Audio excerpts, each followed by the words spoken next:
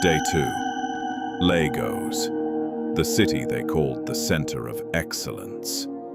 A place that never slept because it was too busy chasing money, making noise, building dreams.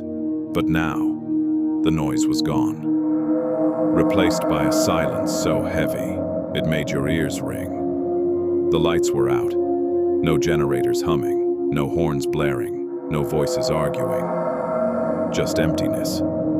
The Lay-gos you knew died overnight. Now, the city had changed. It wasn't about streets anymore, or bus stops, or shortcuts. Now it was about zones, safe or not. And between one zone and another, there was always a price to pay. Yesterday, you were worried about data.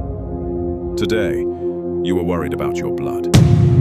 Because every road now was a risk, every turn a decision, and every sound a warning. Pizzle learned that quickly. He was still moving, still running, still alive. But barely. His legs dragged slightly now, his breath heavier, his mind racing faster than his body could keep up. He turned into a narrow street. Empty. Too empty. No cars, no people. Just silence. That kind of silence was dangerous. He slowed down, listening.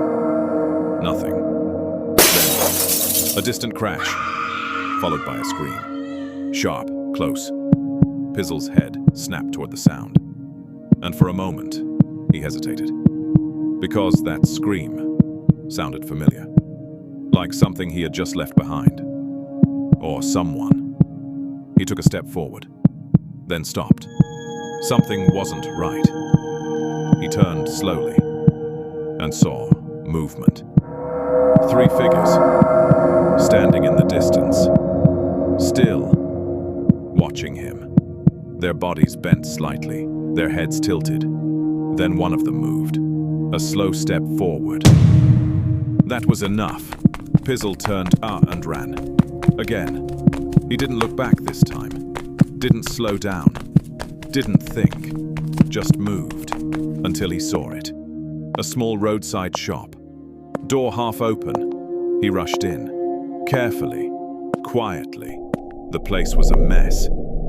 Items scattered. Shelves broken. Like people had left in a hurry. Good. Or so it seemed. A sound.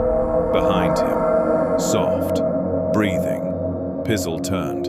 A man stood in the corner, shaking, sweating, eyes wide. Still human. For now. Bro, the man whispered. Wait till they happen. Pizzle didn't answer. Because the truth was, he didn't know. Then suddenly, the man's body jerked. Once, twice. His hand gripped his chest. His breathing changed. Fast. Aggressive. Wrong. Pizzle stepped back. Guy, you day okay?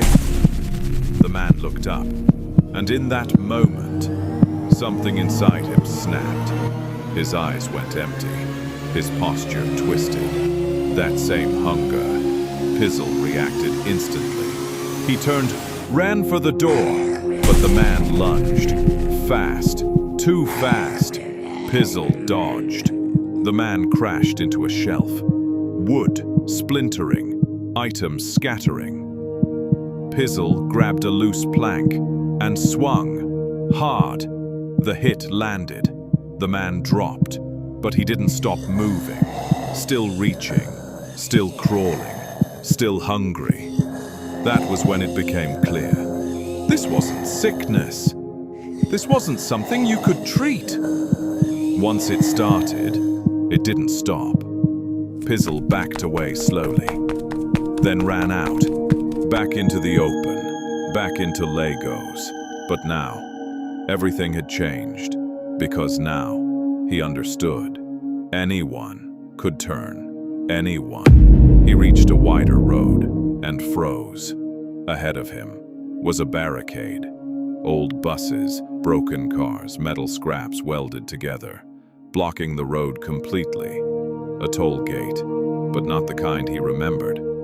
Figures stood on top of the barricade. Not infected, human. Watching, waiting. Area boys, holding sticks, metal rods. One even had a cutlass. Their eyes locked onto him, not with fear, but calculation. One of them stepped forward slowly. "Where you dey go?" Another laughed. "You won pass?" Silence. Pizzle didn't move, because he understood immediately. This was the new Lay-gos. To move forward, you had to pay, and they weren't asking for money. Behind him, a faint sound. Footsteps, more than one. Slow, dragging, coming closer. Pizzle's jaw tightened. Front, danger. Back, death. The boy with the cutlass smiled. Choose.